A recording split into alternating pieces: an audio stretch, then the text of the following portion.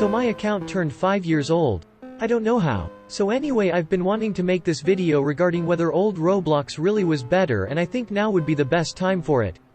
Actually, I've been playing Roblox since 2012 or 2013, so not exactly old Roblox per se, but long enough to know the platform well. So today we're going to be doing a comparison between old Roblox and modern Roblox.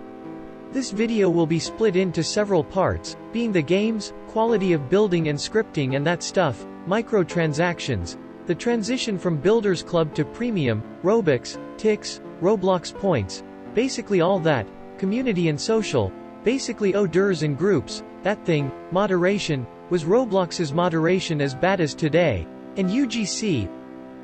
Also, this video is heavily inspired by Kaneko Kitten, be sure to check him out. So without further ado, let's get started.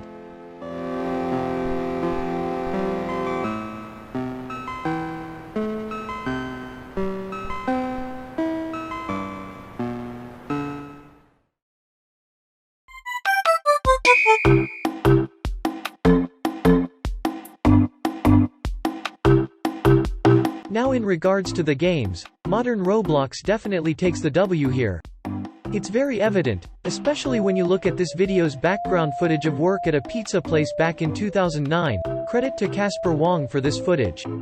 Old Roblox was so low quality, the game was capped at 30 FPS and the quality of games really wasn't it. Comparing it to modern Roblox games such as the Lil Nas X concert, Jailbreak, or even Hellreaver, a game I've reviewed before and you guys should definitely check it out. Even just comparing old and new work at a pizza place, a significant difference. The ability of what you could even make in Roblox back then was just totally limited, it was the opposite of powering imagination. Even better, now we have official localization support for 10 languages, and localization options for 45 languages. So for this one, modern Roblox takes the W.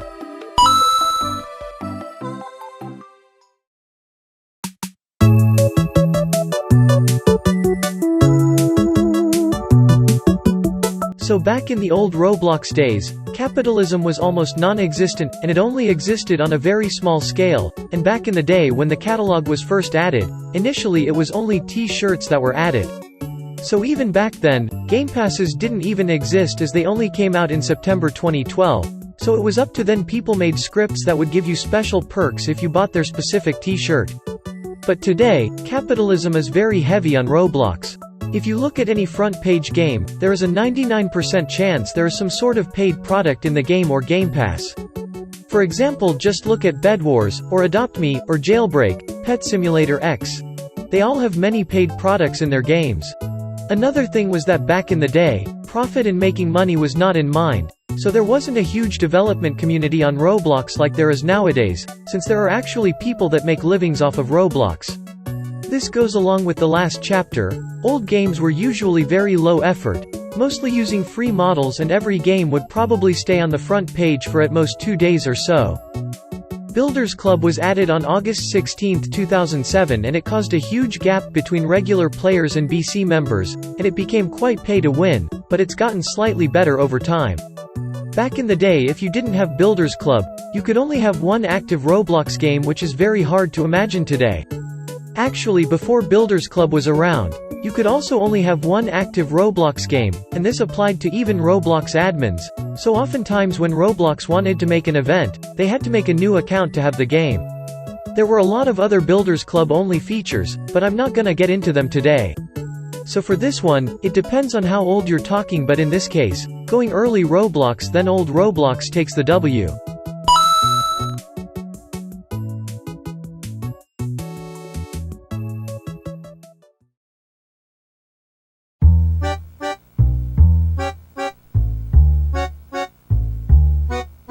So on Roblox, groups were added on July 30, 2009, and pretty much nothing has changed since then. The one big change that happened was that free-to-play members could only join 5 groups on Roblox, and if you wanted to join more, you had to pay for Builders Club or Premium. Also, if you wanted to make a group, you also needed Builders Club Premium. Thankfully, this was raised to 100 groups for all players around December 2019, making groups somewhat useful to me. And hey, while you're at it, why don't you join my Roblox group and my Roblox Bed Wars clan, link in the description. So anyway, a common argument about why old Roblox was better usually goes something along the lines of this. I miss the old innocent Roblox. 2016 Meep City we will hang out, 2021 Meep City we have odors and maids. I remember when people always used to go there, but now it's filled with odors and slenders and stuff. I remember the good old days when there was no odors, just stuff like that. Now that is just a complete lie. Odors have always existed and they were always everywhere. They didn't just suddenly pop up one day and start quote-unquote ruining Roblox. Let me quote something from Kaneko here. Yes, online daters were still a thing on Roblox and I can prove it. For those that want a little history lesson, the concept of online dating came from this specific game right here known as Robloxville, which back in the day kids would roleplay pretending to date each other and people started stigmatizing that this stigma would end up sticking to the rest of the Roblox community unintentionally. And here we are with people still complaining about online daters being a recent thing.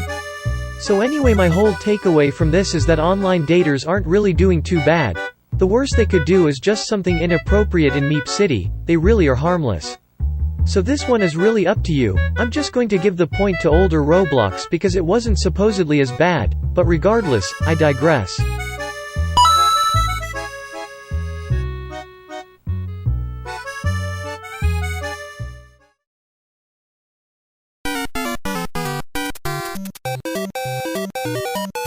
Now moderation, security and exploiters. This one is a very obvious and definite W for modern Roblox. Now you guys may be wondering, why? Back in the old days of Roblox, the moderation was as horrible as it is today. One significant example was MSE6, a Roblox moderator that was really hated by the Roblox community, some even going as far as to post MSE6 as gay on the forums. Fortunately, she was banned on April 27, 2020 for unknown reasons, despite not being online since January of 2016. However, Roblox moderation is still as bad today and Roblox honestly needs to fix it. Moving on, we have security and exploiters. Now this is a really interesting one because Roblox is very well known for having easy access to free exploits and Roblox's security has always been really awful. The April Fool's hack is widely regarded as one of the biggest Roblox events in history, and rightly so. The April Fool's hack happened on April 1, 2012 and I'm not going to go into detail about the event, but basically a user managed to get onto the Roblox admin panel with some other users, and uploaded some assets to Roblox as well as compromised a few accounts and did a lot of damage to the Roblox website and it would not be able to recover for quite a long time. A few days later, most of the accounts involved in the hack were banned. About exploiters, a big improvement came with filtering enabled, being that most free exploits now were only client-side and easier to catch. The one downside with having filtering enabled is that many old and classic games are now broken, but at least exploiters were reduced. A common argument on Roblox about why old Roblox was better is that old Roblox barely had exploiters. And that, ladies and gentlemen, is what you call an small brain person. This is very untrue as back before filtering enabled was added in 2018, and yes, filtering enabled was added in 2018, took Roblox long enough. Exploiters could literally use free or paid exploits to literally destroy the entire map or kill everyone, very overpowered. In fact, very old Roblox literally was vulnerable to even cheat engine. So, for moderation, security and exploiters, modern Roblox definitely takes the W, but they seriously still need to work on it. Like, come on Roblox, y'all were worth $38 billion just in March of 2021. Anyway, modern Roblox gets another point.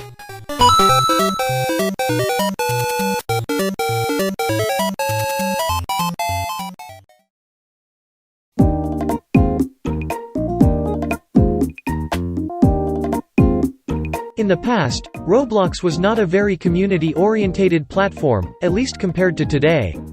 Back in the old days, the only items that players could make in the catalog was just shirts, pants and t-shirts.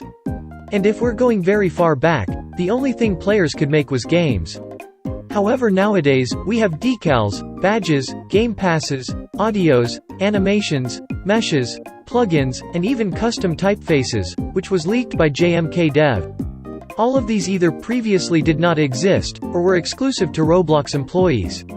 Now if we're talking about the catalog, nowadays we have hair, head accessories, face accessories, neck accessories, shoulder accessories, front accessories, back accessories and waist accessories, all created by the community. Although on an application basis, it has been more community-orientated than ever. Roblox has plans to add more UGC items, but for now, this is already a great step. So for this category, modern Roblox wins.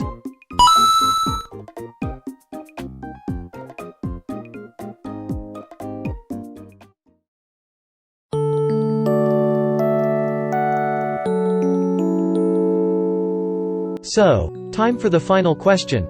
Was old Roblox really better? Well, it's quite complicated, but put it simply, when you think of old Roblox, you think of the fun experiences you had and the good memories that came along with the games. The thing you miss is the memories. Look at something like Beach House Roleplay. You would absolutely not be able to play this for more than even 15 minutes unironically every day. You have to understand that old Roblox really wasn't better, and the kids now are going to be looking back at their current day experiences and think, wow, my childhood was great, and they'll have an even stronger feeling than us. So, for any of my younger viewers out there, appreciate what you have now, because these memories will be more precious than ever when you get older. That's all I really have to say for today, so thank you all for watching, and I'll see you guys later. Goodbye.